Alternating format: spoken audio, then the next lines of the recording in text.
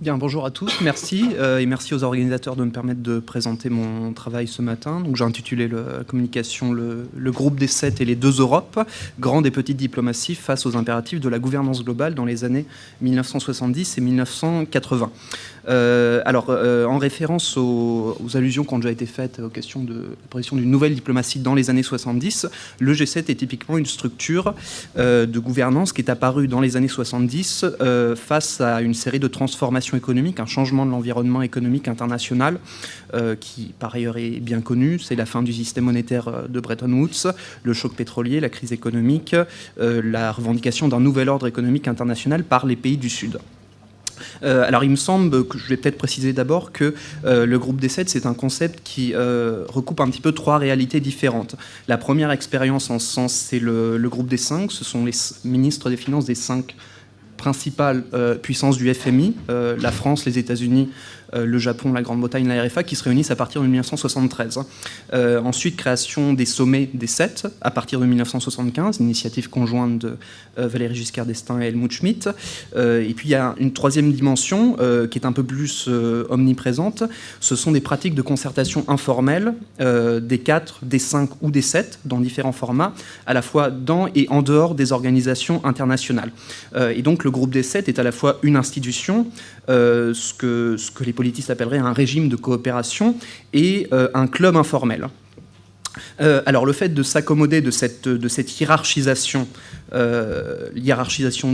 du monde, évidemment ça s'inspire du modèle historique du concert, c'est un problème pour tous les pays dits industrialisés qui sont censément représentés par le G7 et qui sont en même temps relégués au statut de diplomatie de second rang. J'en profite pour préciser que la notion de petite diplomatie, c'est une notion que j'emprunte aux acteurs eux-mêmes. C'est dans les archives et c'est notamment employé par les diplomates des grandes puissances, toujours avec des guillemets.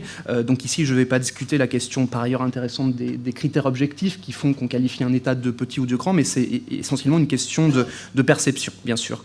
Alors ça concerne plusieurs types d'États. Je vais traiter, moi, des États de la communauté européenne qui sont exclus du G7. Mais la question se poserait également pour les États, des États industrialisés qui sont hors de la communauté. On peut penser aux États neutres, aux États membres de l'OCDE ou membres de l'OTAN, ou encore à un État comme l'Australie qui demande justement à faire partie du G7, qu'on ne saurait qualifier, sauf abusivement, de petite diplomatie, me semble-t-il. Bon, mais la spécificité du problème pour les pays européens, les pays de la communauté, c'est que ces États sont à la fois ceux qui ressentent le plus durement cette hiérarchie, puisqu'ils perçoivent,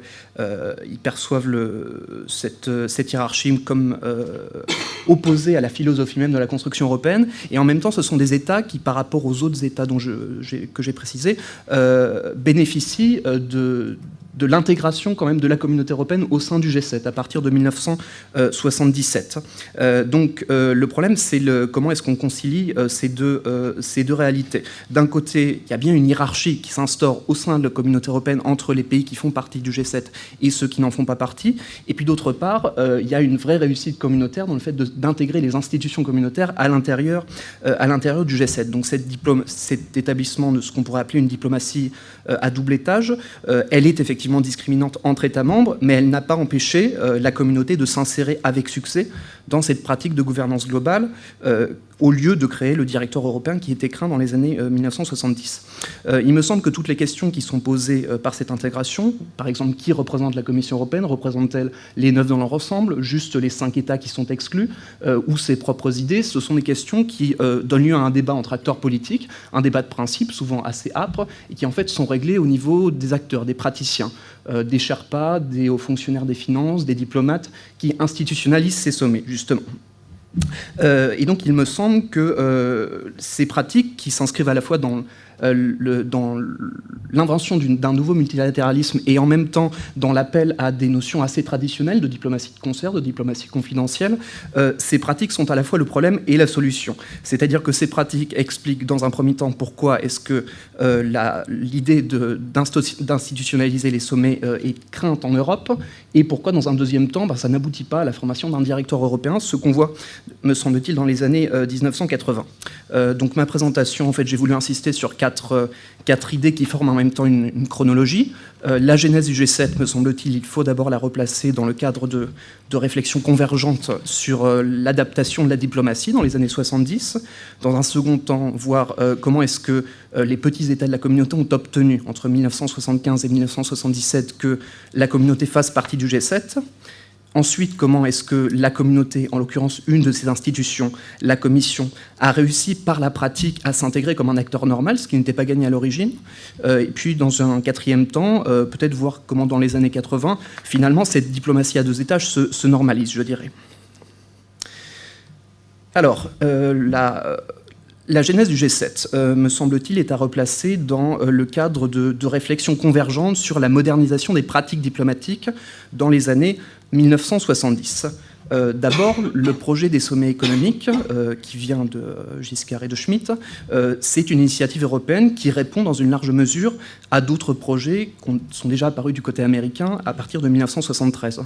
Projet de restructuration des relations euro-américaines, projet également de constitution de ce que Henry Kissinger appelle un steering group, un groupe des grandes puissances occidentales qui devait constituer une sorte de directoire permanent transatlantique. Alors, l'institutionnalisation des sommets, me semble-t-il, croise deux logiques qui sont un petit peu différentes. Il y a une logique de directoire, tout d'abord. Et la logique du directoire, c'est de regrouper, c'est ce que veut faire Giscard initialement, les quatre grands États atlantiques, la France, la Grande-Bretagne, l'Allemagne et les États-Unis, qui deviendraient une sorte de cadre de réunion pratique et régulier. C'est un processus qu'il essaye de mettre en place au sommet, c'est un processus qui tend également à se mettre en place à toutes les échelles au milieu des années 70. Au niveau des ministres des Affaires étrangères, au niveau des directeurs des affaires économiques ou politiques, à tous les échelons, la pratique se répand en marge des organisations internationales telles que l'OTAN, l'OCDE, le FMI, mais à 5, de se réunir dans cette formation. Donc il y a une logique de directoire. En même temps, et cette logique de directoire est portée souvent par les Européens, en fait, par les grands Européens que sont la France, l'Allemagne et la Grande-Bretagne. Il y a en même temps une logique, on pourrait dire une logique trilatérale, c'est-à-dire qu'il faut intégrer le Japon à cette nouvelle gouvernance occidentale. Et le projet trilatéral, dans la version qui en est donnée par Henry Kissinger en 1973 et dans la version qui en est donnée également par la Commission trilatérale, créée aux États-Unis en 1973, c'est un projet qui soulève plus de réticence du côté des Européens. Bon, mais qui est quand même pris en compte, puisque le Japon fait bel et bien partie des sommets des 7 quand ils sont créés en 1975. Donc il me semble que le G7 s'enracine dans une sorte de terreau, de débat régulier au sein du monde diplomatique, mais il n'empêche que sa caractéristique lorsqu'il apparaît, lorsque Giscard et Schmitt proposent pour la première fois en 1975 de tenir un sommet économique restreint, sa caractéristique, c'est d'être dirigé contre, justement, les pratiques de la diplomatie multilatérale classique. Ça, c'est un point assez important. Les deux spécificités des sommets des 7, c'est que ce sont des réunions restreintes et ce sont des réunions qui ciblent les chefs d'État et de gouvernement. Et donc, ils s'inscrivent dans une critique assez forte de la diplomatie multilatérale qui est présente, et ça, ce sont des points relativement bien connus chez Giscard, chez Schmitt, qui parle du moloch bureaucratique à propos du FMI ou de la CE, présente également chez Harold Wilson, qui est Premier ministre en Grande-Bretagne à la même époque, il fait une liste de tout ce qu'il appelle les corps de coopération internationale, il donne ça au premier sommet en disant qu'il faudrait rationaliser tout ça. Donc c'est une idée assez répandue. Et on observe la même chose aux États-Unis, même si là je sors un petit peu du cadre de la réflexion. Donc il y a une sorte de tropisme anti-bureaucratique à l'origine du G7. Cette invention, elle est relative néanmoins, parce qu'à l'époque, il y a beaucoup de projets de réforme dans les organisations internationales qui iraient dans le même sens. À l'OCDE, il y a un projet de création de groupes restreints, par exemple, qui existe, sauf que ce projet n'est pas investi par les Européens, qui sont divisés, certains en veulent, d'autres non.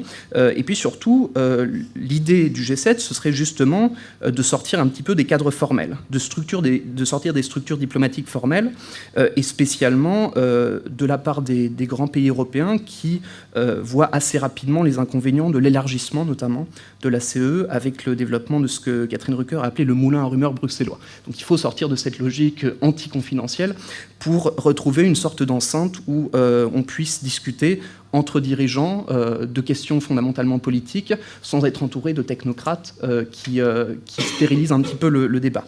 C'est ça l'idée initiale. Néanmoins, si on observe un petit peu le contexte dans lequel le G7 est créé, ce qu'on a, c'est des pratiques avant l'idée, je dirais. Il y a trois expériences diplomatiques qui, à mon avis, préfigurent chacune à leur manière le G7. La plus connue, c'est le Conseil européen, dont Emmanuel a parlé tout à l'heure. L'idée de réunir les chefs d'État et de gouvernement au plus haut niveau et seul, de manière informelle, ça, c'est déjà dans cette expérience. Il y a l'idée d'Helmut Schmidt, au moment de la crise pétrolière, de réunir ce qu'il appelle un groupe privé d'experts, donc des gens qui seraient missionnés par les chefs de gouvernement, mais pas par les gouvernements eux-mêmes. Et puis, il y a une troisième expérience qui est la plus intéressante ici, pour ce qui nous concerne, c'est l'expérience du G5, des ministres des Finances, à partir de 1973. Ce G5, en effet, soulève beaucoup de réactions dans la communauté européenne.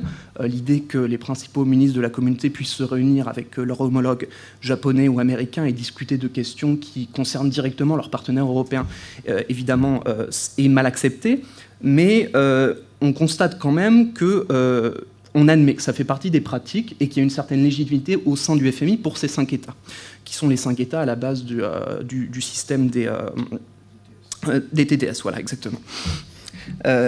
Ce qui change un petit peu, c'est quand on veut systématiser ou modifier politiquement cette logique. Par exemple, lorsque les Américains proposent pour la première fois, donc on est encore avant le premier sommet, en 1974, de réunir de concert les ministres des Finances et les ministres des Affaires étrangères à Washington. À ce moment-là, le délégué français au Coreper, qui est Étienne Burin-Desrosiers, écrit à sa hiérarchie à Paris, les petits États acceptent encore qu'il y a une certaine logique à réunir le groupe des 5. Finalement, c'est juste le groupe des 10 en plus restreint, donc on connaît déjà ça au FMI. Par contre, réunir avec eux les ministres des Affaires étrangères qui ont en charge dans la communauté la coordination générale de la politique, ça donne une signification, une portée politique tout autre. Et donc, ça va créer un problème. De fait, ça crée un problème très important. Il n'y a pas pour autant de front uni, parce qu'en fait, il y a un État qui fait partie des exclus, mais qui mène une stratégie européenne pour entrer dans le club, c'est l'Italie. L'Italie y arrive en 1975, au moment de la création des sommets. Bon, donc il y a un premier changement qualitatif qui est de donner une dimension plus politique, je dirais, à cette diplomatie concrète des sommets. Il y a une deuxième transformation qui est liée à ça, c'est que autant on peut considérer que des rencontres entre ministres des Finances peuvent être, alors elles ne restent pas longtemps secrètes bien sûr, mais elles peuvent rester officieuses et relativement confidentielles. Par contre, réunir les chefs d'État et de gouvernement, c'est toute autre affaire, c'est-à-dire qu'on entre dans le domaine de la diplomatie publique. Et donc à partir de ce moment-là, il est impossible d'éviter que cette hiérarchie s'officialise et se systématise, alors qu'auparavant c'était une série de pratiques distraites, de pratiques ad hoc en fait. Donc ça c'est une grande transformation et c'est ça qui fait éclater le débat au sein de la communauté à partir du premier sommet organisé à Rambouillet en 1975. Bon. Donc deuxième temps ici de ce dont je voulais vous parler, le débat de la participation de la communauté au G7. Cette participation est acquise en 1977. C'est une forme de test de l'insertion internationale de la communauté dans les années 1970. Alors, ce qui me semble intéressant, c'est que ce débat se comprend dans l'opposition entre deux groupes d'États dans la communauté qui sont ceux qu'on appelle de manière schématique, bien sûr, les grands et les petits, surtout dans les sources françaises, soit dit en passant. Mais il y a deux autres G7 qui permettent de comprendre les débats. C'est qu'il y a aussi un débat au sein du G7 sur la surreprésentation des Européens. Les Japonais en particulier et les Américains trouvent que intégrer des États européens en plus ou intégrer la Commission européenne, ça va encore surreprésenter les Européens, donc ils sont pas forcément très favorables. Et puis, il y a le débat, je dirais, en dessous de l'échelon international, c'est le débat au sein des administrations et au sein des majorités politiques, qui joue également dans le fait que en fait, les 4 grands États de la communauté acceptent en définitive que la Commission européenne, les institutions européennes en tant que telles, puissent participer au sommet du G7. Alors ça c'est en 3 étapes, donc sommet de Rambouillet en 1975, où là il n'y a pas de représentation communautaire formalisée. Sommet de Porto Rico en 1976, où là c'est Giscard qui refuse personnellement, il met son veto à un accord qui avait été trouvé au niveau diplomatique. Et puis 1977, là pour la première fois, la commission est représentée par Roy Jenkins au G7 de Londres. Alors, en ce qui concerne le premier sommet de Rambouillet, la question, en fait, elle est biaisée parce qu'elle se pose essentiellement par le biais du cas italien. l'Italie, dès que le projet apparaît, a pour ambition de faire partie de cette nouvelle institution. Et pour celle-là, elle développe une stratégie tous azimuts, c'est-à-dire qu'elle fait du chantage à la crise directement à Washington, en disant si on ne nous invite pas maintenant, il y a des élections, le Parti communiste va faire un score historiquement haut, il faut, pour les démocrates chrétiens, qu'ils fassent partie de ce sommet de Rambouillet, c'est important. L'Italie développe une stratégie proprement européenne, comme elle détient la présidence du Conseil à ce moment-là. Bon, elle mobilise le Conseil, le Coreper et tout ce qui va avec. Et puis, l'Italie a une stratégie proprement nationale, c'est-à-dire qu'elle veut avoir un siège de droit, en fait, au sein du G7. Elle ne veut pas être uniquement invitée. Cette stratégie italienne, du coup, amène très rapidement à intégrer l'Italie au projet initial de sommet de Rambouillet, et les autres diplomaties européennes se résignent un petit peu. C'est-à-dire que d'un côté, elles admettent que l'utilité de ces rencontres, et en même temps, elles ne veulent pas qu'elles se renouvellent. Et ici, en fait, le reproche politique se trouve un petit peu superposé à des rivalités d'administration. Par exemple, quand il apparaît que le calendrier va faire tomber le G7 de Rambouillet, qui était un G6, en fait, il n'y a que 6 États à Rambouillet, au même moment que le Conseil des ministres des Finances, Giscard et Schmitt et Wilson décident qu'ils vont donc envoyer leur ministre des Finances informer leurs partenaires dès le soir du Conseil, dès le soir du sommet.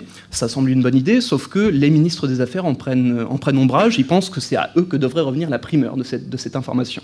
Donc il y a aussi une rivalité inter-administration, je dirais, dans la manière dont se pose le problème. Bon. Mais en 1975, l'idée du G7, c'est encore faire des sommets de manière ponctuelle. C'est pas encore une institution. Le problème se pose autrement lorsque le second sommet à Porto Rico en 1976 rend évidente l'institutionnalisation qui vient. Alors ici, très rapidement, l'histoire est relativement complexe, mais ce qui est intéressant, c'est qu'on a une division des contestataires aussi bien sur la stratégie que sur la représentation communautaire. C'est-à-dire que celui qui détient la présidence du Conseil, qui est le Luxembourg, Gaston Thorn, mène, un peu comme l'Italie l'année précédente, une stratégie tous azimuts. Donc il y a une démarche unilatérale auprès de Washington, il y a une pression très forte qui est mise sur la France, et les Néerlandais ou les Danois n'apprécient pas tellement qu'on donne en quelque sorte à Washington le droit de veto sur les affaires européennes. C'est assez peu apprécié. D'autre part, ces différents États ne sont pas d'accord sur la forme que devrait prendre la représentation communautaire. Pour certains, il faut juste une représentation communautaire unique pour les 9, présidence et commission. Pour d'autres, il faudrait que tous les États soient présents à côté de la commission, en fait. Donc, il n'y a pas de ligne commune. Hein. L'autre grand phénomène commun qui apparaît en 1976 et qui continue en 1977, c'est que Giscard, Schmitt et Callaghan sont tous réticents à donner une place à la Commission européenne et en même temps sont tous sous la pression de leur propre administration diplomatique.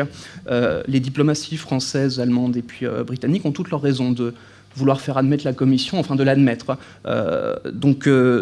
par stratégie, par refus d'être isolé au niveau européen. Et donc, cette pression s'exerce dès 1976, il y a un accord qui est trouvé, et finalement, c'est au niveau politique que cet accord est cassé, par Giscard lui-même. L'admission définitive de la communauté européenne en 1977, me semble-t-il, intègre un élément nouveau qui est l'arrivée de l'administration Carter. L'administration Carter fait pression pour que la Commission soit présente, et d'autre part, l'administration Carter a un traitement particulier envers le nouveau président de la Commission, Roy Jenkins, qui est lui-même membre de la Commission trilatérale.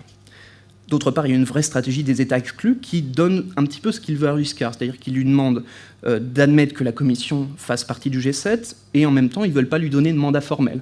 Donc comme ça, l'informalité des débats s'en trouve un petit peu compensée.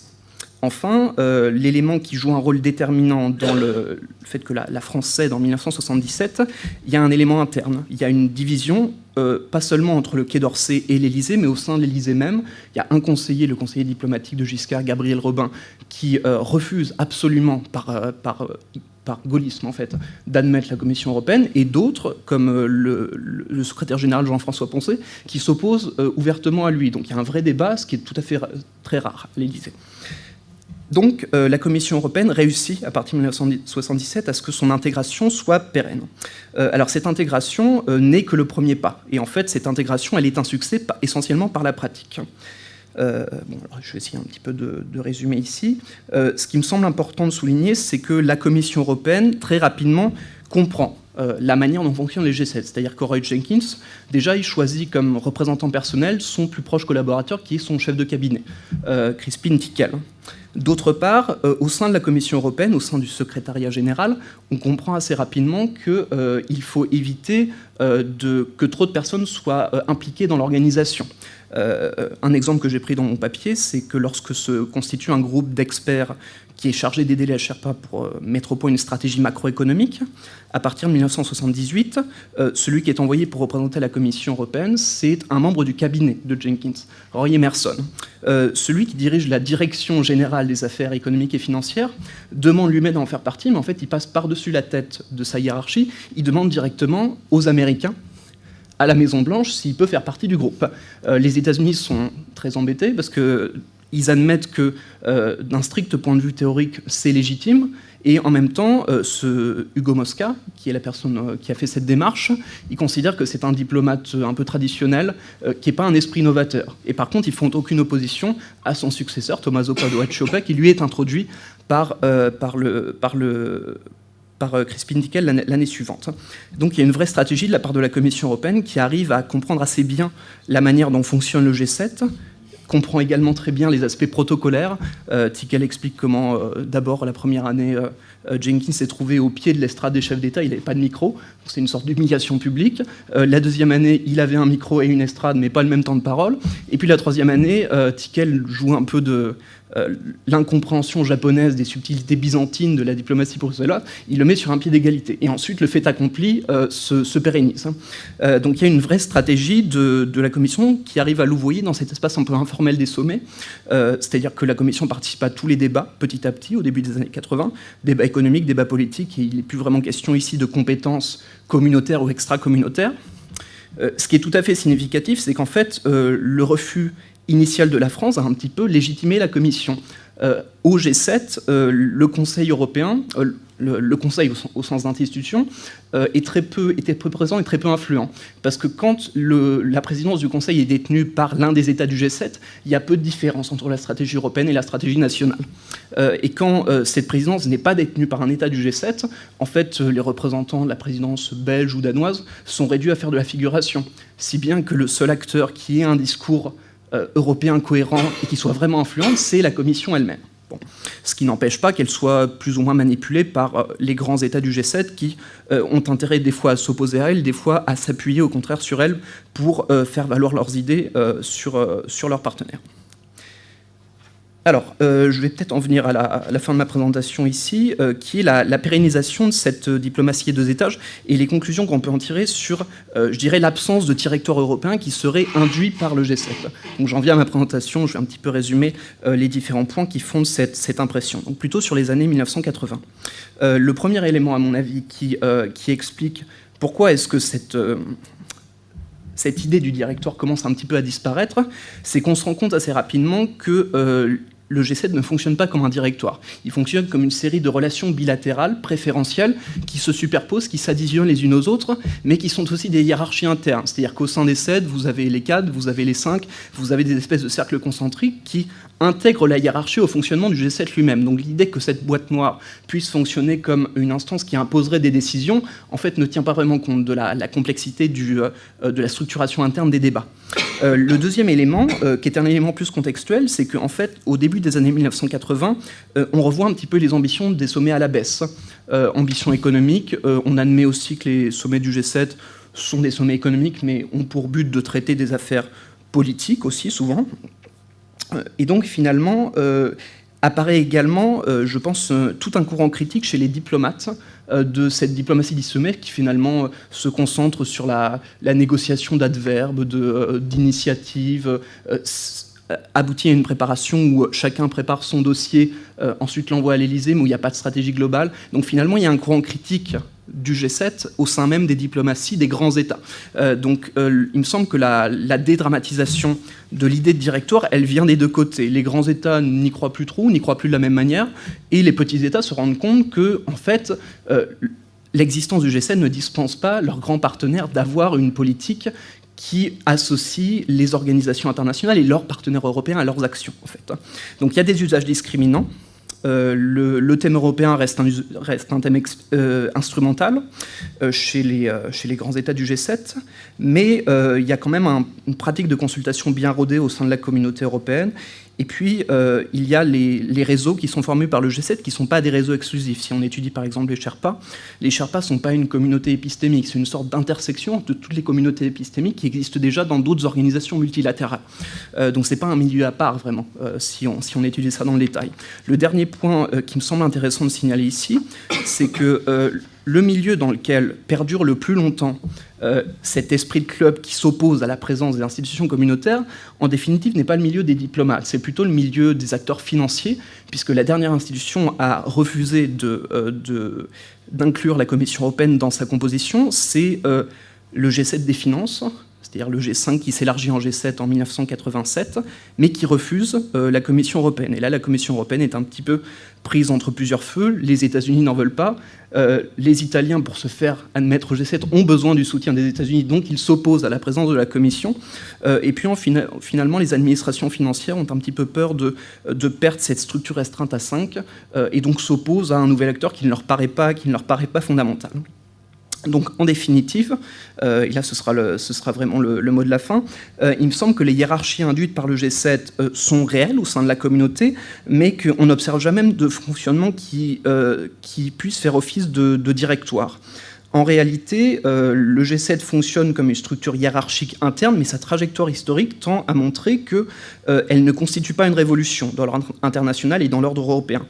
On pourrait presque parler, me semble-t-il, de la même manière qu'Emmanuel parlait de l'éducation des leaders au phénomène européen, du G7 comme l'une des structures qui éduque un petit peu les États au processus de mondialisation, qui à la fois demande aux grands États de pouvoir se réunir de manière un peu exclusive, pour avoir des débats strictement politiques, et en même temps, ces États ne sont pas capables d'agir de manière séparée et de créer une sorte de contre-ordre international qui avait été un petit peu craint par les petits Européens dans les années 70. Voilà, je m'arrête là, je m'excuse pour la longueur du propos, et je vous remercie de vos questions éventuelles.